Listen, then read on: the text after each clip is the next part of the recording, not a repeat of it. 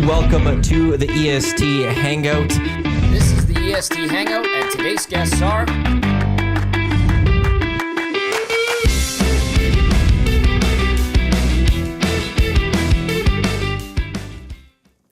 A very good... No, we don't got audio. We do. No. Oh, do we? Oh, yeah. You don't have the final mix thing again. That thing keeps messing me up. Welcome to the EST Hangout, presented by Sentinel Storage right here on Edmonton Sports Talk. Live on EdmontonSportsTalk.com. Tune in, iHeartRadio, Apple Music, YouTube, as well as wherever you get your podcast. Matt Iwanyk, Tom Gazzola with here. Benny, the intern on the other side of the camera, and joining us today. Brock Boot making his Hangout debut. You get around the clicks, bro. Thanks, boy. Figrhed Creative. Yes. Perfect. Got that one right. So he is here. Lots to talk about on the show today. As I said, the Hangout presented by Sentinel Storage. Canada storage experts, more than 2 decades helping Canadians through life's transitions. Canadian storage provider. Brock, how you doing today? Good. How are you? Thank you for having me. This is great. I'm great. I was saying, talking to her, I love his hat. It's a solid hat. Brock's got style. I don't know if I'd go that far. Yes, you do. But yeah, we were saying we like kind of the vintage looks, the 90s looks. So the 90s is a this good one look. caught my eye. It reminds me of my youth.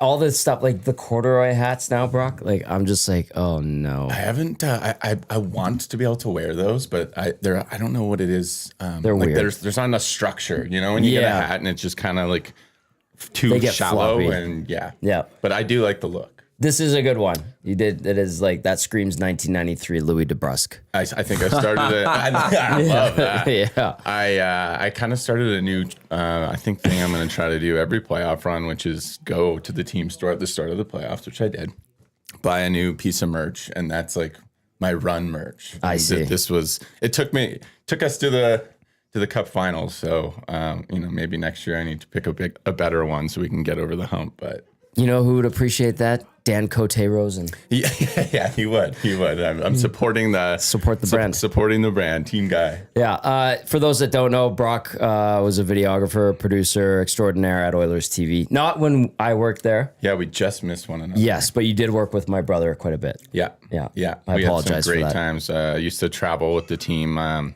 just producing behind the scenes, kind of all the tech stuff, and like Tom said, shooting. So on the plane together. Yep. Exploring a bunch of really awesome. We had some great times. Great flights. Oh, it's hard. It ruins air travel for you for the rest of your life. That's the downside. Really You're does. like, we can't just walk onto the plane and get You mean I have to be here 3 hours before and sit in the airport before I board a plane? Yeah, Miss, where's the bocconcini and balsamic? Yeah, it definitely ruins travel for me forever. I mean, I'm also like a taller guy, so not having just a giant first class seat, every seat. I don't know. Anyways, no one's crying for us. No, It's I fine. know, but it is nice to talk about. It's like, it was so nice. It was great. Yeah, it really was. And all the snacks your heart could desire. Yeah, good beef jerky always. Great beef jerky. Up top. Yeah. But, I'd have to argue with... Somebody hit it? Or No, was it was there were a couple. I'd obviously let all the players like eat. They go and, first. like, Always, yeah. Otherwise, Bob would probably like armbar me on the floor or something. But Bob likes to fight people. He does. Jokingly, but not really. That is fair. You did work with him as well. it was usually Gully. Him and I would. There was only like 4 or 5 packs of beef jerky, and so. Then you'd battle with Gully. Yeah, but we would figure it out. Awesome guy. Would not be surprised if the Stars hire him as their next head coach. Well, the latest news is LeBron saying the Oilers did grant permission, and it's down to 2. And I forgot who the other one was, but Glenn Gulletson was newer one. name. Yeah. Yeah, like it was a name I didn't recognize, but that there's, I would say then right now, at the very least, it's 50-50 whether Glenn Gulletson returns to the Edmonton Oilers or not, which is, I think for the big dogs, they like Glenn Gulletson. That's the thing that we always hear is that the players do love him. So that would be a blow to the organization, but one that you're happy to see because anytime a guy goes and can become a head coach or something, that's what you want to see. Second stint, if he gets it, as the head coach of the Stars. And like, I know Glenn, I've golfed with him, just say hello and chat with him here and there. Really nice guy. Brock, you would know him better, but I do know that he's really tight with Connor and Leon, and that would be a big blow for those guys. I don't know. You could probably speak to that a little bit more because you were there firsthand. I mean, I I can't speak to the coaching side of things, and nor am I going to pretend to. Like I kind of know my role. Just tell in us that what world, you can. But what I do know is Glenn is an amazing guy, and actually there are so many of the hockey ops guys were so great to deal with, and both him and Ken Holland were always just top notch, because when you're more in a support staff role, sometimes you gotta read the room and not make yourself kind of seen or heard at times. But those guys were always really good at making sure you felt involved in things and in really asking you meaningful questions. And I like to think that guys like that, if they're taking the time to do that with support staff, that's a leadership quality that I think probably resonates in the room and in other areas of life. So I'm not at all surprised to hear that he's getting another kick at the can, because I have nothing but good things to say. Good dude about him. Yeah, pretty good golfer too. Yeah. Is he a stick? Is he a stick? Yeah. What do you have to shoot to be a stick? I don't even know. I don't even know what golf terms are. Like, what would a stick be? Give me that definition. I don't know. It's just a shooter. I would just say he puts it together decently. He's not powerful, but he's an athlete. You know how those guys, the former players, know how to. It's so easy for them to transfer all that athletic ability to golf. Gully's got that. Frustrating that is. Very frustrating. When you're I've had buddies who never golfed and then they pick it up 2 years. They're former athletes and they're shooting they're dicks. Low 80s in 2 years. I'm I'm just gonna quit now. Yeah. Well, when you call someone a stick golfer, that is, it's some people are saying, so it means just a very good golfer, probably scratch or better. Okay. I don't know if Gully, maybe he's good. He's just good, capable, former athlete. He has that capability.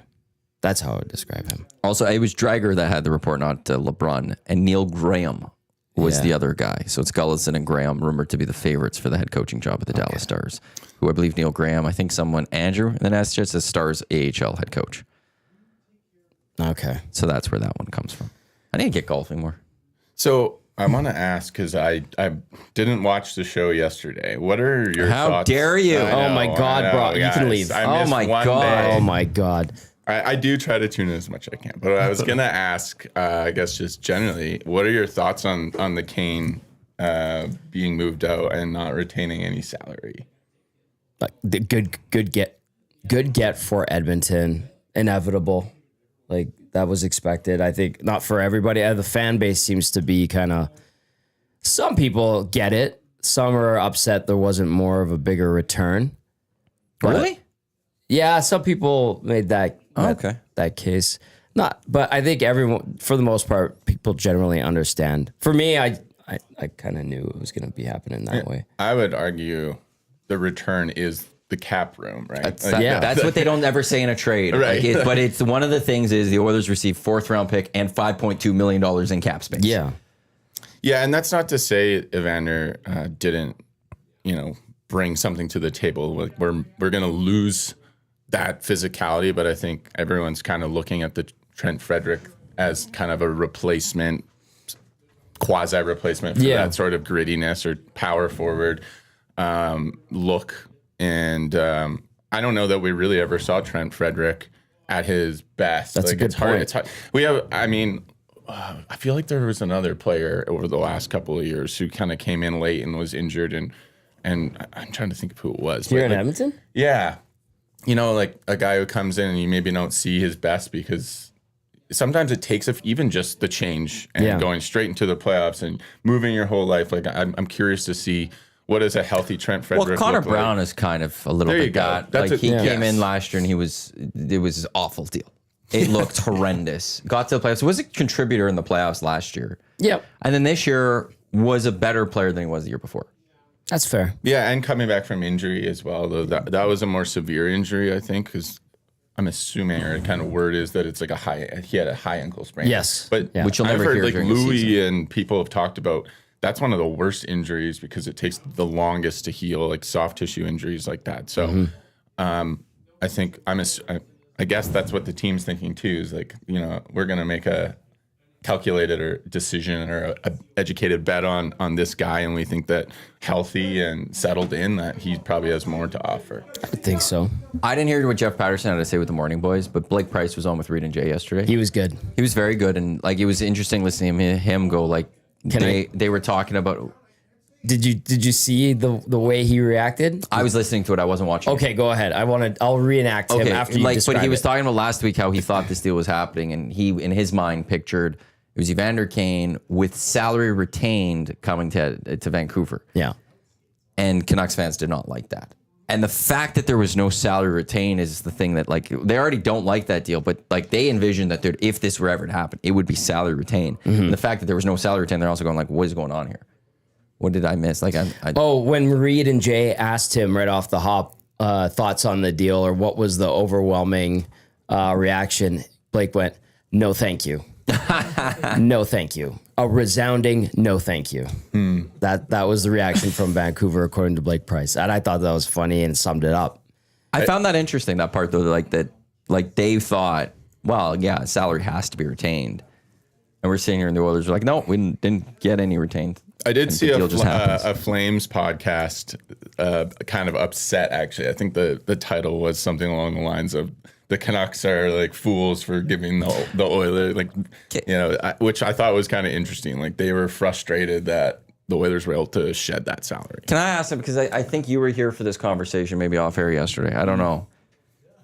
The Calgary Flames and like that city, they love talking about the Edmonton Oilers, don't they? Yes. Like it's incredible how much they want to talk about the Edmonton. Like if roles were reversed, if the Flames had gone to a cup final and lost, and we in the city of Edmonton watched the Oilers miss the playoffs, I don't think we would be spending this much time on the Calgary Flames. Nope. Like we would talk cup final, just naturally just talk cup final and stuff. Sure. But like the season ends, and if they all of a sudden Vancouver shed salary with the Calgary Flames, I don't think we would start a podcast like, oh my God, what's Vancouver doing? Why are they helping the Calgary Flames? Like they are fixated on Edmonton. We should do a whole day of programming. I'm suggesting tomorrow to focus on the Calgary Flames draft on our station. Yep. Why not? I love that. Just to counter They have picks? Yeah, they've got picks. What's don't. Craig Conroy doing? We'll spend the whole... I'm just kidding. That would be such a waste of time. I will do this actually quickly. I saw it last night on Twitter. The Flames get a first-round pick for the Tkachuk deal. It's the first-round pick of the trade. The Panthers won 2 cups before the Flames got to use a first-round pick in that trade. And it's a 32nd overall pick. It's a first rounder now. But you're right. That's The Flames have not been able to use a first-round pick from that trade before the Panthers won 2 cups. I did not know that. That is I saw that when you said, wow, yeah. that is something else. Ouch. Nope. Okay, they got a first-round pick eventually, I guess. Good, but yeah, but I don't know. We were talking the Flames. It's just like it's like anything the Oilers do, they talk about it more than their own team. I think I want to be careful because I do work in sports and I have some great relationships with friends of mine who work at the Flames, and I nothing but good things to say there. Yeah, I'm not talking about the organization on that one. I'm talking about like that's what I'm just trying to preface that. Like if we're just talking about like on ice hockey and bigger picture 10,000-foot view stuff, I think like if you're a Flames fan, the Oiler experience, because like they really did laugh, and for good reason, at the Oilers for the decade of darkness.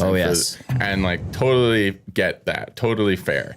But I think that the fruits of that pain have led to where the Oilers are now, and Calgary prides itself on being nicer and newer and all these things, and the fact that the Oilers are in a new arena playing in cup finals after they got dumped on by Flames fans for a decade. I think that, in my mind, is why they're so fixated on it, because that has to be infuriating and so frustrating if you're like a diehard Flames fan. Yeah, I guess they got like a 15 to 20 year reprieve from that after about 1991, 1992, when the Oilers really fell off a cliff. Now, Calgary was okay in the mid-90s, early 2000s, the Ginla era. They were good in that early 2000s era. Yeah. Like, ultimately, cup final appearance. But they were always a top contender. With Mika Kiprusoff, when they had Kipper in that, they were solid. Yeah. And I was so glad when he was gone. We were talking before we hopped online, just they benefited from that era of hockey as well. Having an elite goaltender and like at the pinnacle of clutch and grab hockey was you just couldn't score on that team. Yeah. And that is true. Times have changed, obviously, but the skill is now shining through. And that's why I love where this hockey is right now is I want my stars to shine. Mm-hmm. I don't want that clutching and grabbing. I want physicality still in the game, but I want skilled players to be able to do magical things, and we get to see that, I think, for a large part, and it's awesome. I like where the NHL game is at currently. It's been 20 years since the lockout, right? The one that changed lockout. Everything, where the cap came in, the clutching and grabbing was really clamped down on, for lack of a better term. And now we're watching the kids that grew up playing in a more freewheeling style make it to the league, and we're seeing the best skill in hockey ever, I think. And we're watching these guys do things that were unimaginable 10, 15 years ago. It's amazing. Like that's what it has allowed and freed things up. Has it gotten soft? Sure. Yep, I think so. At times, but there is still some hard hockey. Is there problems? Yep, absolutely. Guys are still crushing each other from behind. High sticks are still rampant.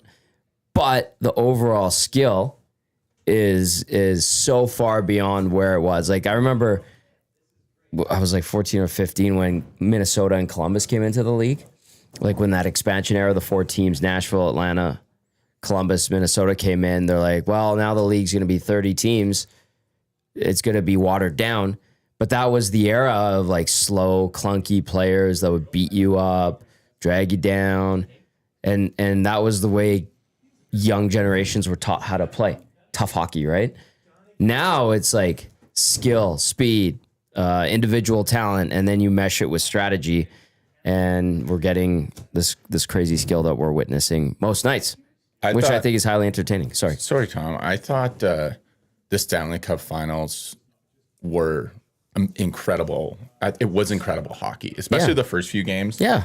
Florida eventually kind of took over, but those first few games, I was actually at game 1 sitting pretty low doing some work. So it was really, I got paid to be there, which was really cool. That's the best, isn't it? It was great. But I just, the whole first few periods, I was just watching the level of play. And at no point was I wishing for early 2000s hockey. Like to me, it was tough, hard hitting, but like an immense amount of skill. Look at someone like, I know it's painful for us Oilers guys, but like those Marchand goals, those were nice. There was so much skill, but there was physicality. Like it was such great hockey. And then, going back to what we were saying about the Flames and some of these teams that are like trying to get there, I just thought to myself, like, how discouraging is it to watch how high a level these two teams are playing at? Because how do you get there if you're like a team that's perennially at the bottom, and you're just seeing the level of play that those two teams were playing at to start that series? Like, whew, that's a good point. It's like, it was an incredible display. It was probably the best quality hockey I've seen outside of the Four Nations tournament, or those two teams in those first few games that were really competitive. The first 2 games in Edmonton were just amazing hockey games. Yeah. I think that's a good reminder, considering like you get caught up in watching the game, and of course people here are focused on the Oilers and what's not happening for them, and they lose that Stanley Cup and the heartbreak that comes with that. But if you're looking at it from like an objective perspective and you just watch the game, you're like, oh my God, this is phenomenal hockey. Offensive, the level of play is tremendous. Yeah. It was just smothering, but also like, because it was smothering, when guys would use their skill to create opportunities, it's just so much more impressive. Like, I really, really was blown away by the level that the Oilers got to in those first few games. And that was why it was so disappointing when it kind of just almost disappeared. It felt like in game 3. And then after that, they were just kind of chasing those games. But seeing them play at that level was, it's fun to watch. And I don't miss the early 2000s hockey when we get that kind of hockey and you have four lines on both teams who can do amazing things and bring skill and toughness. Yeah. Yeah. Do you have the same thing I do, or Yeah, actually. So, Hangout headlines brought to you by the Ranch Golf and Country Club. Premier conditions, top-notch service, unmatched value. Book your tee time today by visiting theranchgolf.com. Breaking news from Frank Saravalli. Sources say that former Oilers head coach Jay Woodcroft will be joining Joel Quenneville's staff as an assistant with the Ducks, likely to be announced after July 1st when his contract with Edmonton does expire finally. So, Jay Woodcroft, who was passed over yet again for head coaching gigs. Doesn't look like he's going to get that Dallas one, so he's going to be an assistant this year with Joel Quenneville. No shame in that. A lot of former head coaches and long-time head coaches in the NHL are assistants now. You gotta just grind it out and get another opportunity, prove himself, maybe learn some things. I mean, you can always learn, and another opportunity will come up, as we know, because what is the shelf life for a coach now, Maddie? 2 years? 3 years? Benny? Yeah, something like that. Yeah. It's a coaching carousel around the NHL. I think Chris Knobloch, Brock, we were talking about, is like the 16th longest tenure in the NHL as a head coach. No way. Yeah. And he was 2 seasons. Yeah, There have only been 3 coaches whose their start dates were pre-2022. And by saying pre-2022, it's before 2020 even. Yeah. John Cooper was hired in 2013. Bednar was in 2016. Rob Brandemar was 2018. Then Marty St. Louis is the 4th most tenured coach in the National Hockey League. He was hired in 2022. So not that long ago. And he's the 4th tenured coach in the NHL. In fact, Bruce Cassidy is the 5th most tenured coach. He left Boston to go to Vegas. Paul Maurice is the 6th most tenured coach. It wasn't that long ago. He was in Winnipeg. 1, 2, 3, 4, 5, 6, 7, 8, 9. Chris Knobloch is the 10th most tenured coach in the National Hockey League. Do you think that's an unforeseen byproduct of the salary cap? Because it's so much harder to move players than it is to switch coaches. That's a great point. Yeah, I never thought of it like that. Yeah. I will say it's a byproduct, I think, of the salary cap, but also the fact that was a flat cap salary cap. Mm-hmm. Like it wasn't like every year from 05, 06, the cap went up, and it would vary in how much, but it was decent amounts for the most part. Yeah, it started at $39 million. Yeah, was it that low? Yeah. Low? Then you get to 2020 in January, it was announced that it was going to be like 7 million or something. Like it was a huge jump up that was coming. Then COVID hit, and then it just stayed flat for a number of years. Yeah. And then there was no compliance cap that was put in buyouts or anything like that. So the teams were stuck with what they had. And maybe you're right. Like this team's not doing well. We can't trade with other teams because they're screwed with cap situation too. Fire the coach. Mm-hmm. You might be right on that one. Yeah, I think it's more of a product of necessity, because if you need to change something, that's really your own. And there's no salary cap on coaching. So if your owner's down to eat bad coach contracts, then you can just go through them. Yep. To your heart's desire, really. It's funny because people forget, like, when a coach gets fired by the team, he still gets the pay from his contract for the remainder of it, unless he takes a job with another team or negotiates a settlement or something like that. But usually, like, I remember the Oilers, there was one year where they had Dallas Aikens, Todd Nelson, Dallas Aikens, Ralph Kruger, and I think Todd McClellan all being paid at the same time. Was there another time where 3 guys were crossed over like that? I'd be lying if I knew, but I wouldn't be surprised. Yeah. I'm trying to think. Tippett, Woodcroft, Knobloch. Would have there been a little cross there? I think would Tip was had done. Another year? I think Tip was in his last. What about like Pat Quinn? Oh God. They would have Greg had Quinn and McTavish. Rennie. Tom.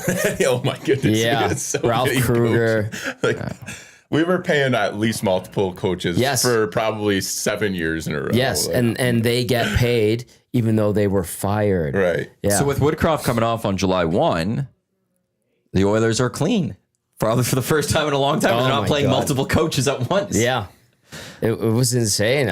Outside of the fact that the history suggests that Chris Knobloch's going to get fired next year. Well, was it Reed that was after Game 6? He wasn't suggesting they should. No, actually. but he brought it up. I believe he said he thinks they shouldn't. Right. But he did bring it up because, it's a different regime now. He brought it up on the post-game show after they lost the cup. Well, he talked about it in the office. We had a chat about it that day beforehand. Like, it's one, like, to his point, Stan Bowman didn't hire Chris Knobloch. usually a GM, they want their guy. Now, I don't know how you get rid of a coach that's gone to the Cup Final and is only 2 seasons in and he's Jeff Jackson's guy. And so I don't think that was ever going to happen. But if you're when you lose in the Stanley Cup, to Reed's point, you question everything. Now, coach would come up, I would assume at some point. I think it was a very short conversation. Chris Knoblauch, yeah, we're good. Okay, move on. Like, I don't think there would have been a lot because I don't know how you sell to anyone. We got to change our coach. I'd say. And the only thing, sorry to jump, but the only other thing, like he threw like Pete DeBoer's out there type thing. I don't think any team sits there like Pete DeBoer's been to the Cup how many times? Twice, I think. Once with Jersey, once with Dallas. I thought he went with Vegas. No, but it was San Jose. Did he not? Was he not the coach when they went with San Jose and lost? New Jersey, No, DeBoer's. Yeah, New Jersey, San Jose. But so he's gone to the conference finals. He's been to the Cup, but he's never won it. Yeah. So Chris Knoblauch's in the exact same boat as Pete DeBoer. I don't think you're upgrading with Pete DeBoer. In fact, I'd argue that Chris Knoblauch's actually the upgrade over Pete DeBoer. He hasn't lost in the conference finals. Actually, Pete DeBoer's lost many times in the conference finals. I kind of feel so. Like I don't see that other coach. Did Pete DeBoer devalue his credibility with the way he handled some of the... I'm not saying he did. Image? I'm just asking the question. Like, with the NHL, no. They'll hire him. He's back, baby. But I want to go back for a second to just what you were saying. If you're Stan Bowman in this situation, I would save that bullet. Like if you're a GM, you probably, most GMs max get to fire 2 coaches. Yes, right? Yeah.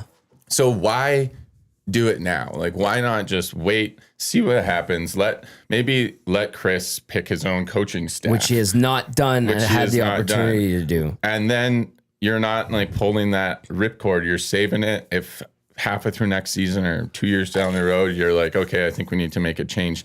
Now it's not your second coach that you're having. Mm-hmm. I'll say that that part, just because of who the Oilers are, just where the NHL is.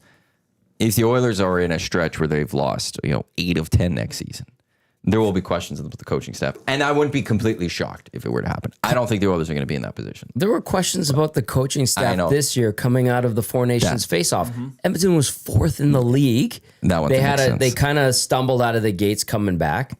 And people were like, oh, Chris Knoblauch doesn't know what he's doing. This guy can't coach this team. And it's like, wait a second, they were 4th like 2 weeks ago, and maybe they had a tough stretch. So all of a sudden, you want him gone.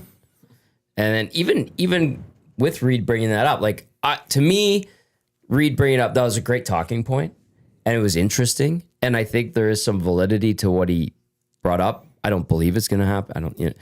But like it's scary that we're at a point in hockey now where something like a little tough stretch could cost a coach his job. And you're like, really? A guy that went to the Cup Final twice, you're looking at getting rid of because he had a bad 10-game segment? I think there's only so many safe coaches in the NHL.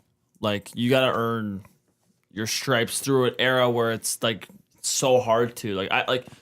To me, I can never see, I can't see Cooper getting fired in Tampa. But there's a lot of teams that fire their coach if he ever did. 100%. Yeah, they would have fired their coach right away. The market, oh my God. There would be a lot of teams that'd be like, okay, we're firing our coach if John's coming here. I'd expect 25 teams to line up. Drew Bannister had signed an extension to coach St. Louis, and in 5 days after Jim Montgomery got let go by Boston, St. Louis, bye, Drew, thanks for coming out. We'll pay you for the next couple of years, but we're bringing in this. And John Cooper's way better. To me, John Cooper says just another level of coach. Him, Maurice, and then Rod, the bod. Yeah, Rod, 100%. I'm trying to think. I think there's another guy I was thinking off the top of my head, but even I wouldn't even say Bednar is safe in Colorado. Well, so I'm looking at the teams of okay, so if I had to guess, the big coaches for next year, it's Pete DeBoer. Pete DeBoer is the guy, I think. I don't know if I'm missing anyone that when a team fires, the first team to fire their coach next year, we're all looking at Pete DeBoer as the guy that gets hired. Yeah, probably. Yeah. Colorado with Bednar is an interesting one. Yeah. If they get off to a slower start. I think Rob Brendamore is pretty safe out in Carolina. Just because who they are, Vegas Golden Knights with Bruce Cassidy. I could see it change if they get off to any rough patch. Especially if there's some turnover with the players this year. Because I've been seeing rumors that they're trying to get rid of Hurdle. And Elliott's been saying that, Vegas and Marner have had talks and all this stuff. Like especially if they have a bunch of turnover with their players and they don't start off well next year, like the easiest move is to let Bruce Cassidy go. Bruce Boudreau was on with the morning show and he's like, I don't know how Vegas does it, but they stay competitive. They get all these guys. They win over free agent signings. It's because like Kelly McCrimmon and George McPhee are like vicious, ruthless, cutthroat, and they will chop you down to get ahead. The only thing I wonder is when they find when that finally doesn't work and they drop off, how long is it going to take for them to get back up? Because they won't have draft picks, they won't have prospects and stuff because that of how cutthroat they are. It will be an interesting study of when they drop off, or if, I guess in theory, if they ever drop off, how long does it take for them to get back up? Because in one way, it's like every team should be doing this and just be this ruthless and constantly trying to change because they've been good for so long. The Predators with Andrew Brunette. He could be gone. He's one. Yeah. I don't know about the Frames and Huska with how good they were. They almost made the playoffs this year. I don't know if that one would be. I was actually encouraged by them and rooting for them to make the playoffs. Again, this is such a just throw them under the tiny little window into something bigger. So I might extrapolate this way beyond what it should be. But I actually did some work for a client this past season where I was doing some work with the Flames on a road trip in Tampa Bay, and I had to spend some time in their locker room after morning skate. We were there for a game, and got to mic up Huska, and he did some just took us through on a tour. I won't get into all the details, but long story short, I loved him, and I felt such a good energy in that Flames locker room. I was so impressed by the way that the whole team was so amazing to the kid that was involved in the program that I was covering, like a young teenage boy, huge fan. Every single player came over. The coach was just beyond kind to him. I don't know. That's, again, it's a tiny little window, but to me, what I saw, I was a huge fan of him, and I felt like they were building something meaningful. That can go out the window if you lose 8 out of 10. Things change really quickly, but I'd be shocked if they surprised people in a good way this year. And I know that frustrated some Flames fans because they wanted the tank and they didn't get it. I kind of admire the way they've done it. And like Brock, you've been in rooms, you've dealt with coaches, you've dealt with teams, so you get a sense for what works and what doesn't. So for you to even give us that little glimpse, I think is pretty telling, honestly. I think, and I haven't heard any negative stuff. I mean, I'm not so dialed into the Calgary Flames like the Flames people might be to Edmonton, which I find funny, and I've got a text I want to read about that shortly. But I think that's a good sign, and I think they could maybe rebuild or retool on the fly, and that it might actually be successful. Kudos to them. That's encouraging, I think. The only other team I would think that it won't, because of the GM, I don't see it happening. He's only done it once, but Jim Hiller in LA. Yeah. That'd be one if there was any rough patch. I think you bring it up Pete DeBoer, but it only happened once in his career. Ken Hitchcock making a coaching change mid-season. Yeah. And there was a lot of pressure for that one. Kenny Holland. Sorry. I don't think there'd be the same pressure in LA. Yeah. As there would be here. It's like Kenny's guy too. That with Woody, Kenny knew exactly what he was getting. Yeah. Which I think probably made it easier for him. If it was any other GM, I would be looking at Jim Hiller and going, if there's a rough patch, Pete DeBoer is taking over. That's a good point. I do want to get to this text. 780-218-9999, the Paris Jewelers inbox. This one says, Calgary's on average like 1 degree warmer in the winter. Edmonton is 1 degree warmer in the summer. But Calgarians act like Edmonton is Siberia and Calgary's Fiji. Also, I do not understand Calgarians and their obsession with Edmonton. Good texts. I've lived in both cities. Not any different. They're very the only similar. difference is we don't get the Chinooks that they get down there. And honestly, I'm from Lethbridge, so I can tell you confidently Chinooks are highly. I'd rather it stay cold and not be 5,000 kilometers an hour wind and your vehicle gets muddy and everything's just a mess, and that's what you get in Calgary. So I agree. Good text. Good text. Now, Trev spent a lot of his life in Lethbridge and grew up in Pitcher Creek. And what's the argument about? Well, he says Edmonton doesn't get windy. The windiness, yeah. Yeah. It's and no one ever was saying that Pincher Creek isn't windier than Edmonton, but he says Edmonton doesn't experience real wind. It doesn't. And we're like, well, we've had wind advisories. You can validate. And we've had some of it, but okay, you're going to be. I text Josh Clausen, and Clausen confirmed based on. Trev just yelled, my man. He confirmed as a meteorologist, Edmonton gets classified under the windiness. We get it. So no one's saying Edmonton's never windy. He is. He's saying it's not as like. He basically says that Edmonton's not that windy. It's not. They're growing up. There was like 12 days in a row where it would be 80K plus winds a day. Right. Like, that relatively, just doesn't happen. Edmonton versus Pincher Creek. Pincher Creek's windier, or Lethbridge is windier than Edmonton. No one's going to debate that. But Edmonton gets windy. We can get windy. Yes. But not like Pincher Creek. No, not like Southern we'll stand by that. And I'm actually arguing that that's a good thing. Like it's one of my favorite things about moving further central or north or however we call ourselves here now. But I love that. I love that about this city. I want to get into CBA things here. Friedman has an article at sportsnet.ca. NHL and PR are getting closer on CBA talks. That's good. I want to go through some finer points of this quickly.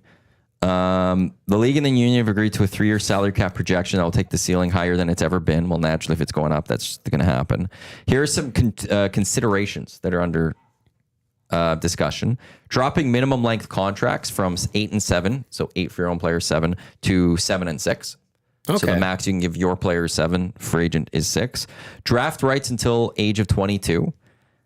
This one I brought up yesterday. The ability for some first-round picks from the CHL to have AHL eligibility earlier than currently allowed. Some believe it should be 1 per NHL club as opposed to first-rounders because not every team has a pick in that round, but no idea if that has any traction. But I brought that up yesterday. I'd love to see some, if you draft a player and be able to put them in the AHL, if you can't put them in the NHL. They're actually talking about that. No more deferred salary contracts. Oh, okay. That's being discussed. Because there's like, what was the one that came out? Was it Seth Jarvis in Carolina took it deferred? Yeah. But that was like a first. Yeah. And then did we have another one? Yeah, we did. I'm trying to remember. I thought Frank Vetrano in Anaheim. Yeah, but like you can do it right now. Yeah. But the guys want the money up front. They don't want to wait. So, but they're looking to do no more deferred salary contracts. Okay. Creation of a permanent e-bug to practice and travel with their respective teams. That's sick. I think practice. That's like a that is a sick gig. I think practice is spelt wrong. You just be one of the boys, take with an shots, shots at practice. That's awesome. A revenue sharing tweak to help some of the more middle class teams. I don't know what that means. I thought I saw something yesterday where the NHL is considering 84 games. Well, and then there's that part which is they want to go to 84 games, but lower preseason to 4. Thank God. Yeah. Well, half a yes. I don't want 84. Yeah. I'm a big consistency guy with that. Like it skews stats. It just right. That's a good point. I don't know. Although we did have 84 for a while. For 2 years they did 84 in right before the first lockout. Yeah. Really? They did 2 seasons of 84. There were some neutral site games because the league was getting ready to do its next round of expansion after San Jose, Tampa, and Ottawa. And I would always remember flipping Florida hockey cards. In Florida. Sorry. Yeah. No, I just and Anaheim. Right. Yeah, absolutely. I would remember flipping hockey cards and looking at stats. I'm like, why did they play 84 games? And it was, they did these neutral site games and they were getting ready for expansion. And the players didn't like that. I remember going and watching old clips. But if it takes away preseason games, good. Because, you know the Oilers and the Flames, because they try to maximize. What's the motivation, do you think? Is it just a money thing? Yeah, so what they want, one thing I read yesterday was with 84 games, they want to get more of those like rivalry games again. Like, so have an extra divisional rivalry game or 2, because that just gets better TV numbers even in that sense. We haven't had enough battles of Alberta the last 2 seasons. So that's true. Didn't we play them like 3 times this season? Yes. Like that's not enough. That's correct. More than 5 is too many, and less than or 3 or less or fewer is just not enough. Not enough. I could see that it'd be like a thing where you have the 82 game template, you stick with that, but then every team has so the Flames, Canucks, and Oilers will all get 1 game against each other more. So we guarantee an extra game between Battle of Alberta and Battle of Edmonton Vancouver, Calgary. That's Like I wonder their if way of that's the way of convincing doing us. it or something. Is that they'll like be like, hey, these are the rivalry games, and like Edmonton and Calgary will always get that extra game. Just because we want those rivalries, it will be Pittsburgh and Philly. They'll always get one extra game. That will be their 83rd, and then this will be their team's 84th type thing. I guess I then that makes sense. I was just saying, I just don't want another Edmonton versus Columbus game in January. Why not? Like, Why not? Come on. Rude. Yeah. Sorry to all the fans of Columbus that are listening to this. Yeah. But no, Big numbers. Yeah, big numbers. The EST podcast is it's like crushing 50-50 in the nasty chat. Columbus, They're barking at each Ohio. other. Our station is quite prominent. So our let's station. talk some Buckeyes. Yeah, let's go. EST, very prominent station in Columbus, Ohio. But we used to have a listener from out there. Did we? Taylor in Indiana. Oh, Whatever. yeah. She's in St. Louis. Well, I think she moved there.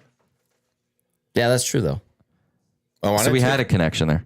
I want to just button hook back all the way to how we got into this coaching decision. Okay. Very quickly. And ultimately, I think I don't want to relitigate the Cup Finals because it's been done to death. But like, I don't think coaching was the only issue, or no. Like on the list of issues of like why it went the way it did, I would put coaching like near at the bottom. I'm not saying every decision was perfect. It rarely is. Mm-hmm. But if when you lose, actually something's went wrong, right? Be pragmatic about what Knobloch was working with by the end of that playoff run. Like he's without Hyman, your second and third lines are not even close to what the Florida Panthers like. Right. Throw out like what it would be like in context of the other 30 teams. There was just nothing left there. Mm-hmm. And they're rolling out 3 first lines. Like there's no coach in the world who's coaching their way around that. And I would also argue you could put Dominic Hasek in 98 in net. And I don't think that would have been the difference maker either. I just think like they just wore them down by being deeper and having more impact players spread throughout the lineup. So that's fair. Are you going to coach your way out of that? My opinion, probably not. Slim chance. I mean, you'd have to devise a genius plan to completely stifle Florida and its 3 first lines, but a very slim chance of doing that. People, I think, have this misconception about coaching. Like you can just completely change your entire team and the way you've played all season, like tomorrow. That's not how it works. Like there's like minor tweaks on a breakout, or like, you're pushing and pulling around the edges, but you're not going to completely change your entire, we're playing zone now we're playing man. Like that stuff happened in February. That stuff happens in the fall. Like at some point you're just putting the roster together and the guys know what the plan is, and they go out and they execute it or they don't execute it. So like, I think coaching just gets so over analyzed in these, it's like roster decisions have, in my opinion, way more impact than X's and O's.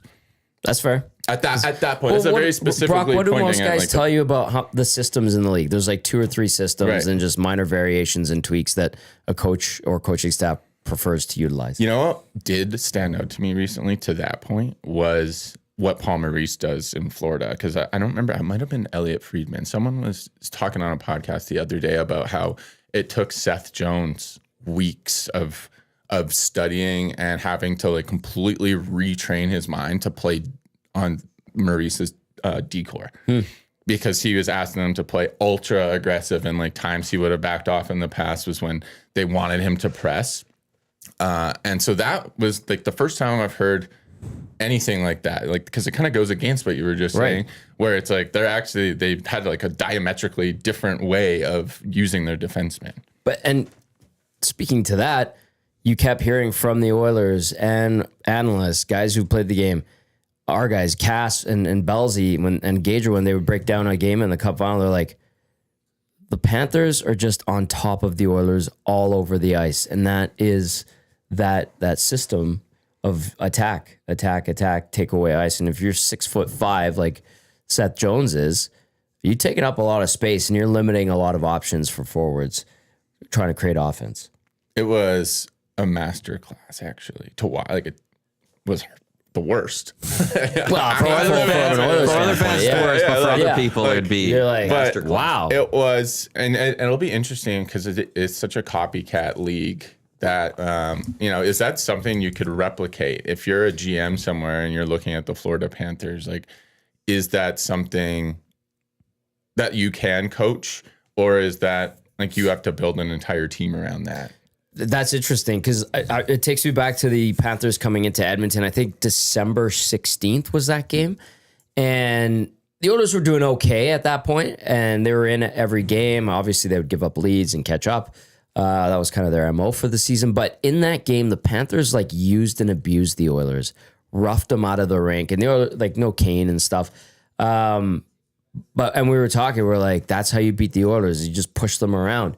Obviously, things evolved as the year went on, but it was Florida that just bullied everybody because they could. And they were like the one team that had that ability to do it at that level. And maybe it is because of the roster and the composition of it and the type of players that they have. Big, strong, skilled, and smart. So I will ask you then, because I've been thinking a lot about this since the end of the playoffs. Because I don't think Florida's going anywhere. I think they're probably going to be in the Cup Final at least 1 to 2 out of the next 3 seasons. They've got all their guys locked up. Yeah, and they're all the same age. Yeah. They're all younger than the Oilers core. Or not than their core, but you know what I'm saying. So majority. Knowing essentially what you have to beat, like we've watched it. We know what the blueprint is, and I don't see Florida changing dramatically. What if you're the Oilers, do you need in order to break that pressure? Because and not to get too into the details again, I'm not a coach, but I've watched a lot of hockey. They were pinching the Oilers forwards off, trying to break out of our zone, Oilers zone, and you'd see all those little chips off the half walls. Like, what do the Oilers need to get? To me, it's speed. I think if you can have more speed in the lineup and break the puck up without having to just rim it around. Yeah. Holloway would have been. I don't even want to talk about that. That wound has been reopened numerous times. We don't have to, because whatever. It's like no crying over spilled milk. What's done is done there. But to me, it's speed. But I'd be curious to know knowing what the Florida Panthers bring to the table in that system. Yeah. How do you break it down? I don't know. That's the thing is do you simplify and go to chip and chase hockey? That's what they did though. And they didn't have the speed to get down there. Yeah. Because people, dump and chase, but you need to be fast enough to get down there and then pin a guy against the boards and then have someone come in and win a puck battle. And now you have zone time. Without Zach, that was where Zach Hyman was just so missed in that series, because that's the guy who's going in, he's pinning the guy, or he's the second guy in and he's stealing a puck and getting zone time. And the Oilers just didn't have that. So they couldn't transport the puck with enough speed to break Florida's forecheck down, and they couldn't dump and chase and have enough speed to get in and win puck battles and get zone time. So they were kind of left just trying the same, like Connor said it, we're just banging our head against the wall. We're just trying to, because that was the only thing they could do. You know what, Brock? The only other thing that comes to mind, right now, without actually doing a deep dive, is if you got the lead and you don't allow Florida to play that type of game where it dictates the pace the rest of the way and how it's going to be, and they don't get into a rhythm. But Edmonton didn't do that enough. How many games? 2 out of the 6? Edmonton opened up the score. 2 out of 6. They Edmonton scored the first in game 1. And they had a lead and blew it. Game 2? Game 2. I think Florida scored first. And Florida scored first, but Edmonton had a lead up 3-2 going into the second. Yeah. So, but they pissed that away. So. Yeah, the Panthers had the lead going into the third. Yeah. In that one. Yeah. Only 2 times, right? All season, or in 30-something games of Paul Maurice with the Panthers, that they lost a game where they led going into the third. Yeah. I think it's just the one. Was it the one? Or there were 2. Well, because game 4. Game 4. They did it again. Yeah, Florida, the crazy comeback. Just surface level on the spot, Brock. That's the only other thing I think of is you don't allow Florida to get into that groove and to be able to play that ground that suffocating style is you get a lead and you carry the play and they get uncomfortable, but that didn't happen. It's a good point, but that's not the way a GM can think about it. That's more of like a coaching game to game situation. You can't build your team around getting the lead first. I said surface level, Brock. No. Tommy, your point is You're hurting my feelings. I'm sorry. I'm kidding. I'm just trying to. I have my GM hat on right As now. Ben not knows, my I don't hat. have feelings or heart. No, he has no. He has no feelings. Yeah. Screw Jeff Skinner. He's made $100 million. Okay. We proposed a question on Hello Hockey. Do you feel bad for Jeff Skinner since like he came to Edmonton, hasn't really gotten his footing here, and is scratched for majority of the playoffs? This is about Western Conference Finals. Yeah, he had Western only had the Conference one Finals. game where he got 1 assist, but was dashed 2. Hadn't come back into the context. lineup. And the question: do you feel bad for this guy that he's waited his whole career to get to the playoffs? Is with a team that's in the playoffs and only got the 1 game so far at that time. Are you feel asking bad me? And, Put Tommy was yourself like, back no! into that mindset of the Western Conference No, Finals. I don't. No, absolutely Thank you. not. No, I don't. Thank That's you. like. No. And I don't know Jeff. I'm sure he's an awesome guy. very and, friendly, yeah. But like, take the name bar off the back. That's not how this works. Like, Yes. if you're playing to a level where you're demanding, like the coach has no choice but to put you in the lineup, then you're in the lineup. And if you're not, But we're saying just from a human element. From like, we're not talking from the team. We're saying from like a human. Do not look and be like, I do feel a little bad for the guy. The story of Jeff Skinner coming here. Yeah, like not saying should have he been in the line. Right, Doesn't We're change saying from a anything. human element perspective. Oh, thank you. From a human element, that perspective, did you have a little bit of sympathy? This guy's waited his whole career playing. He's only got the 1 game. Could you feel a little bad for the guy? yeah, I mean, of course. Like, Yeah, well, see, of course. I like how Brock is like, I want of everyone course to you got to be feel a little bad for the guy. happy, And Tom's just like, like- hell no. Nope. He's made $100 million in his career. F that guy. Well, I didn't say F that guy. I said, no, I don't feel bad. I'm happy he has had success in his career. He will probably play a few more years and he's living a good life. And that is good. I'm happy for that. But I don't feel sympathy for him because he's not in the lineup because his play isn't where it's expected to be. So even on the human level, I'm just like, he'll be fine. But that you do have a bigger heart than me. I'll admit it. Well, You guys get a kick out of that. I stand my ground. I'm stubborn. I respect that. Thank I you. caved. I was just like, oh yeah. Well, I feel that's what so they bad. try to do. They try to persuade. Do you also feel? Do you experience joy when you see golfers struggle in the PGA or just any golf tournament, like pro golfers? Like what is it, Schadenfreude or whatever, where you take joy from other people's misery? Yeah. Well, this was a topic that was also brought up about Tom. Tom likes watching golfers play, basically just scratch golf. Yep. Like The best. struggle. wait, you don't enjoy when golfers struggle? I don't mind it. We compared it to a scene in Billy Madison where Billy Madison's laughing at a guy on fire and just clapping. That was Tom's reaction. Yeah, I'm with Tom on that one. Thank you. Especially the top players. Like if Rory, if whoever, John Rahm are having a rough round, a rough weekend, I love it. Yep. They do well most of the year. Like I feel bad now for Jordan Spieth to a degree because he hasn't been able to get his game back up. So now it's Yeah. just, See, now I it's feel piling bad on. for Speed. I like Speed. But if Scotty Scheffler has a bad weekend, I don't have a problem with it. Welcome to Earth. well, shucks. Welcome to what we have to deal with. Yeah. I don't have someone looking for my ball. Yeah. If they skull one and it goes into the pond across the green, and then they have to take a drop and skull one back the other way, and it goes into the rough, maybe falls into the water again. relatable. I'm just like, I do that. They get free drops for galleries and things like Yeah. that. I don't get a gallery to get a free drop off. If my ball goes past that green, it's gone. I wouldn't mind making $137,000 for finishing 51st on a weekend tournament. That'd be lovely. That'd be pretty sweet. Yeah. That would be pretty sweet. Yeah. That's why the U.S. Open is one of the best, because it's like, yeah, you guys suffer. Deal with this one weekend. All Now of you you know will how it feels. suffer, and I'm going to enjoy it, and we're all going to enjoy this because you guys are miserable, and you guys are going to complain in the post-game rounds, but no one's going to care. Yeah. Smallest violin at that point. Yep. I'm with you, Tommy. Thank you. I'm just always cheering for the most, selfishly, as just a viewer, I'm always just cheering for the most dramatic thing to happen, whatever that is. So, I wanted Rory to win the Masters. but I was hoping he didn't make that putt because I wanted to see. I know that's super messed Which up. putt? The winning putt or the one that he actually missed? The one he missed. Oh, yeah. Yeah. Because to me, that was a way more epic moment if he did. Like, I wasn't going to be upset if he made it. I would have been happy for him. But there was that sick, twisted part of me that was like, oh, if he misses this, we have a playoff. I get to watch more golf with higher stakes. Yeah.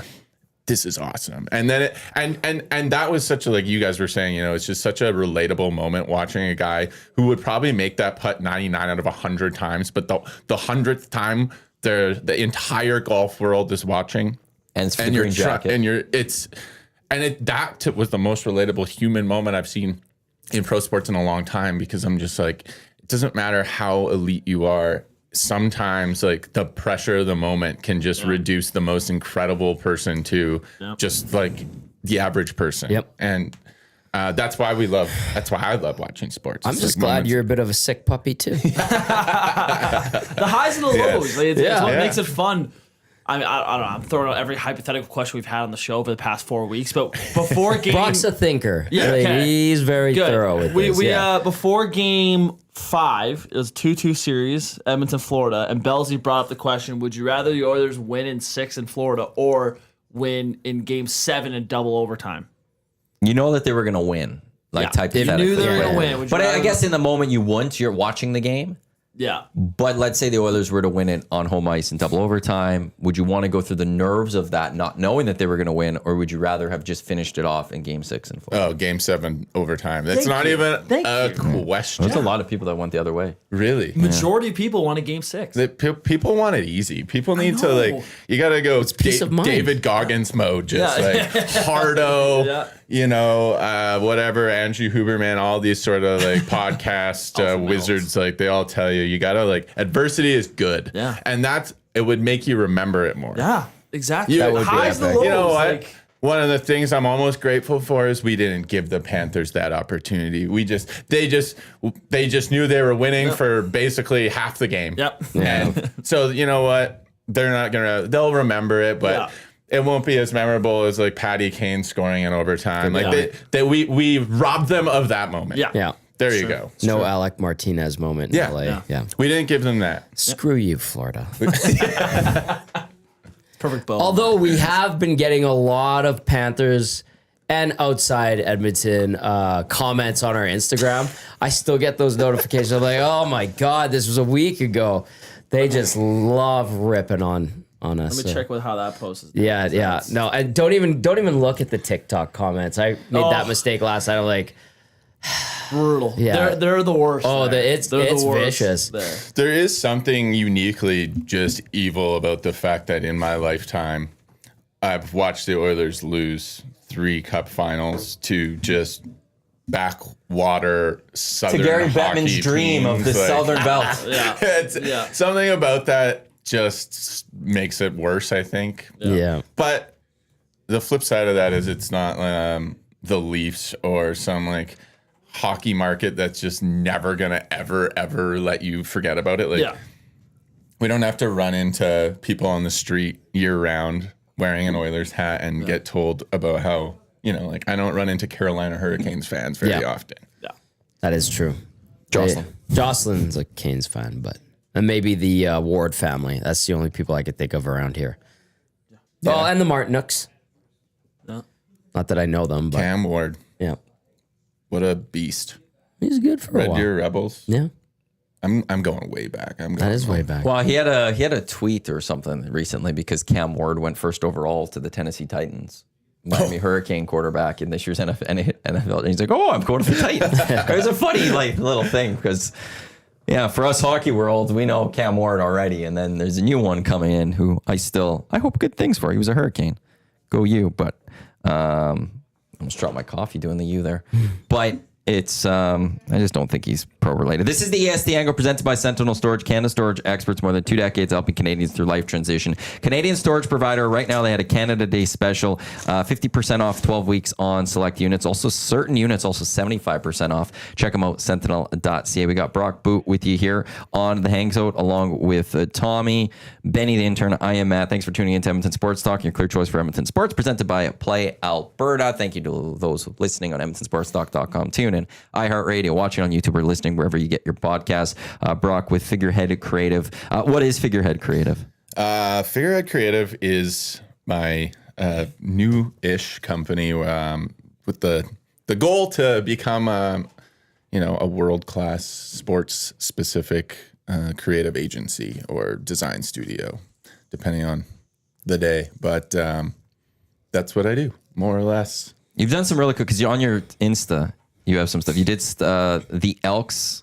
This is on their graphics, on their boards? In the bowl. So a lot of what I do is in-venue motion graphics, cinematic production for sports teams, jumbotrons, LED ribbons, and then stuff you see on social media. So, the Daily Faceoff ones for their stuff is really awesome too. Thank you. Yeah. It's been like, that's why I have a hard time defining it sometimes, because it's always evolving. And one day I might be making stuff for podcasts or, your show style things, intros, all that sort of, the accoutrement that puts the show together. Excellent use of accoutrement. Thank you. Very good. And then the next day it could be, a big show opener for, I did one for the Canucks that opens up their show in Rogers Arena in Vancouver.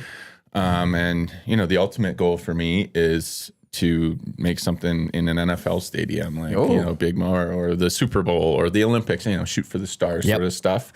But having done it now for however long it's been, 10 years to get to where I am in my career, getting to the point where making an intro video for the Oilers and putting the whole show together for the playoffs the last few years before I resigned from my role there, and having 20,000 people just go bananas for a video and graphics that you put together over, 3-4 months, and you're working at it and you're just watching it on your desktop. And then the payoff of that is such a unique experience that I can't really put into words. To just have the opportunity to make things that make people feel something and react and have a memory is, it's really, really cool. Because before you left the Oilers, you started Oilers TV, and that's just the guts of like shooting pre and post, doing side features and